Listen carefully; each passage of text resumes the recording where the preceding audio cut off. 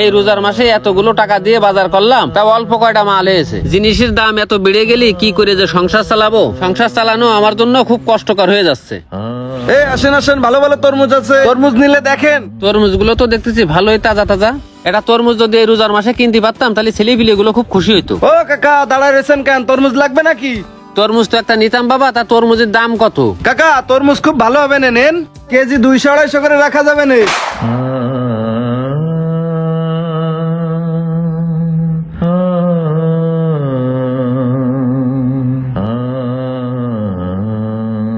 বাবা, তরমুজের দাম এত কেন?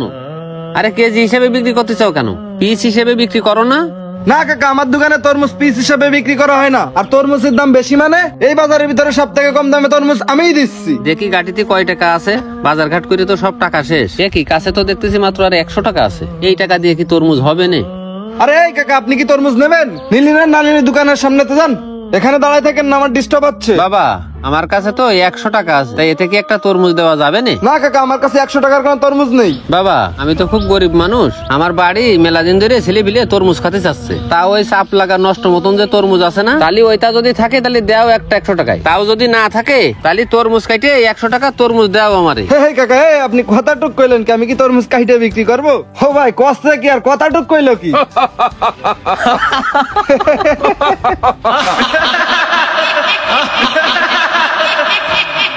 ওই 100 টাকা দিয়ে তরমুজ না কিনে শরবত কিনে খাও গে।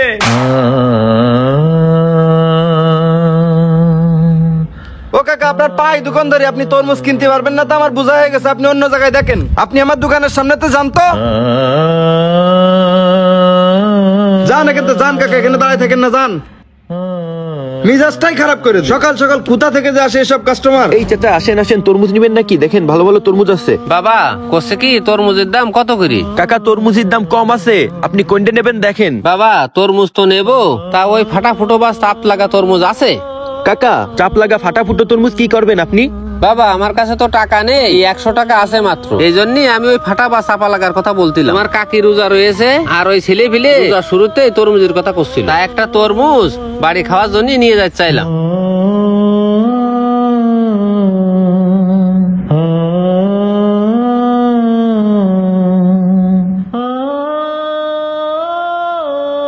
কাকা, আপনার কাছে 100 টাকা আছে, তা আপনি খারাপ তরমুজ খুঁজতেছেন কেন? আমার দোকানের ভালো তরমুজই তো আমি 100 টাকা দামে বিক্রি করতেছি। আর এই রোজা রমজান মাসে কেউ খারাপ তরমুজ নিয়ে যায় নাকি? আপনি তো নেবেন ভালো তরমুজ, না হলে তো এইসব খারাপ তরমুজ খাই আপনারা অসুস্থ হয়ে যাবেন। তা বাবা, তুমি এত কম দামে বেচতে চাও কেন? রোজার মাসে সব দোকানদাররা তো সব জিনিসের দাম বাড়াই দিয়েছে। ওই পাশের দোকানে গেলাম, তা উনি বললো তরমুজ 200-250 টাকা কেজি। তা তুমি এত কম দামে বিক্রি করতে চাও কিভাবে বাবা? আসলে কাকা, এইটা রোজার মাস তো, এই মাসে আমি কাস্টমারদের কাছ থেকে বেশি লাভ করি না। স্বল্প লাভ হলেই আমি পণ্য ছাইড়ে দিই। আর তাছাড়াও যারা এত বেশি দামে বিক্রি করে তাদের থেকে আমার লাভ বেশি থাকে, কারণ আমি স্বল্প মূল্যে বেশি জিনিস বিক্রি করে থাকি। আমি এই রমজান মাসে এই জন্য আল্লাহর বান্দাদের কাছ থেকে কোনো লাভ চাই না, আমার লাভ চাই আল্লাহ তাআলার কাছ থেকে। এজন্যই আমি তরমুজ কম দামে বিক্রি করতেছি। তা আপনি তরমুজ কোনটা নেবেন দেখেন। আসলে বাবা, তোমার কথা শুনে বুঝলাম এই দুনিয়ায় এখনো ভালো মানুষ আছে।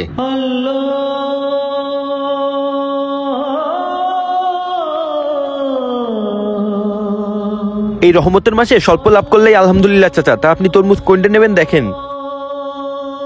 বাবা, এই তরমুজটা নেবো, এই তরমুজটার দাম কত রাখবানে? ওই তো কাকা, বললাম তো যেটাই নেবেন 100 টাকা করে রাখবো। বাবা, এ নাও টাকা। আচ্ছা ঠিক আছে কাকা, আর তরমুজ লাগলে চলে আসেন। ঠিক আছে বাবা। এই শোনো বাবা, তুমি কছিলে যে 100 টাকায় তরমুজ হবেন না? এই দেখো 100 টাকায় কত বড় তরমুজ কিনে নিয়ে আইছি। এই কাকা, 100 টাকা এত বড় তরমুজ আপনাকে কে দিছে? আরে বাবা, ওই যে ওই কোনায় ফর্সা করে একটা ছেলে বসে না, ওইটি দেশে। তা তোমরা বাবা রমজান মাসে এরকম ব্যবসা করে না। এরকম দুর্নীতি করলে আল্লাহ ছাড় দেবে, কিন্তু ছেড়ে দেবে না। থাকো তাহলে গেলাম। এত বড় তরমুজ 100 টাকায় কি করে দিচ্ছে? ও তো বাজার নষ্ট করে ফেলবে না, ওরা আজকে একটা ভিত করাই লাগবে। দেখেন কাকা, তরমুজ কোনটা নেবেন? এই কালি দে, বাইরে বেরো তো, তোর সাথে একটু কথা আছে আমার। কি কথা, কি হয়েছে রে? আরে হৃদয় তো সে বাজার নষ্ট করে ফেলা দিচ্ছে। 200 টাকা তরমুজ মানুষে 100 টাকায় দিচ্ছে, তাহলে কি আমাকে ব্যবসা থাকবে? বলিস কি? তাহলে তো বিষয়টা দেখতে হচ্ছে। কাকা, তরমুজ পরে বেচবেন, আগে দেখে আসি বিষয়টা কি। এই তাড়াতাড়ি আয়, বেরো বেরো বেরো। হ্যাঁ বেরোচ্ছি, দাঁড়া। চল চল, তাড়াতাড়ি চল। হ্যাঁ চল।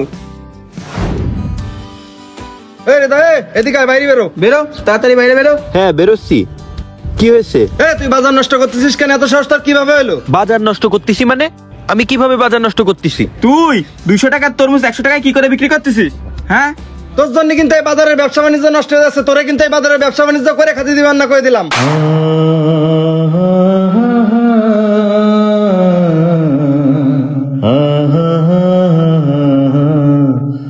ভাই, এইটা হলো রমজান মাস, আর এই রমজান মাসে আমি কাস্টমারদের কাছ থেকে বেশি লাভ করি না। আমার 10-20 টাকা লাভ হলেই কিন্তু আমি পণ্য ছেড়ে দিই। আমি লাভ কম করি, কিন্তু অল্প লাভে আমি বেশি জিনিস বিক্রি করি। এজন্য দিন শেষে আপনাদের থেকে আমার লাভ বেশি থাকে ভাই। আসলে ভাই, এই রমজান মাস হচ্ছে রহমতের মাস। এই মাসে একটা নেকি করলে 70 গুণ বেশি সওয়াব পাওয়া যায়। তাই এই মাসেই বেশি বেশি সওয়াব লাভ করতে হবে। পণ্যের দাম নিয়ে সিন্ডিকেট না করে অল্প লাভ নিয়ে বেশি জিনিস বিক্রি করতে হবে। তাহলে দেখবেন দিন শেষে একটা ভালো লাভ করতে পারবেন, আর আল্লাহর কাছেও আপনাদের সম্মান অনেক বেড়ে যাবে। তাহলে আল্লাহ আপনাদের ব্যবসায় অনেক বেশি রহমত দিবে। দেখবেন আপনারা অনেক বেশি উন্নতি করতে পারবেন।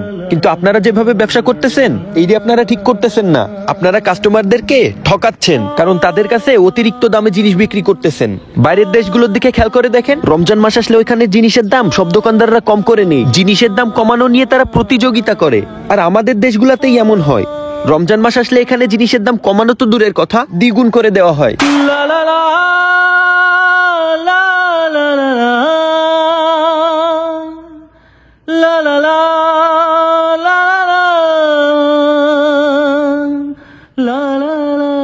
আমরা তো সবাই মুসলিম, আর মুসলিম হয়ে মুসলিমদের সাথে এই রমজান মাসে আপনারা কিভাবে এই কাজটা করতে পারেন? এই কাজটা করতে কি আপনাদের লজ্জা করে না? তাই বেশি লাভের আশায় জিনিসের দাম বাড়িয়ে না দিয়ে স্বল্প লাভে ন্যায্য মূল্যে বিক্রি করুন। তাহলে দেখবেন ব্যবসায় উন্নতি করতে পারবেন এবং মহান আল্লাহ তাআলাও আপনাদের উপর রাজি খুশি হবে। তাহলে থাকেন ভাই, আমি রোজা আসছি, ওই যে আজান দিছে, নামাজ পড়ে আসি। আপনারা যান এখন। রমজান মাস অবশ্যই লাভ করার মাস, তবে সেই লাভটা হচ্ছে আখিরাতের লাভ। তাই এই লাভের সাথে দুনিয়ার কোনো লাভেরই তুলনা করা যাবে না। তবে আমাদের দেশে কিছু অসাধু ব্যবসায়ীরা আছেন যারা পণ্যের দাম নিয়ে সিন্ডিকেট করে থাকেন। রোজার মাস আসলেই তারা জিনিসের দাম দ্বিগুণ করে বিক্রি করে থাকেন। এটা না করে আপনারা স্বল্প লাভে বেশি জিনিস বিক্রি করার চেষ্টা করবেন। তাহলে দুনিয়াতে আপনারা তো লাভবান হবেনই হবেন, এবং সব থেকে বড় কথা, আপনারা মহান রাব্বুল আলামিনের সামনেও অনেক সম্মানিত হবেন।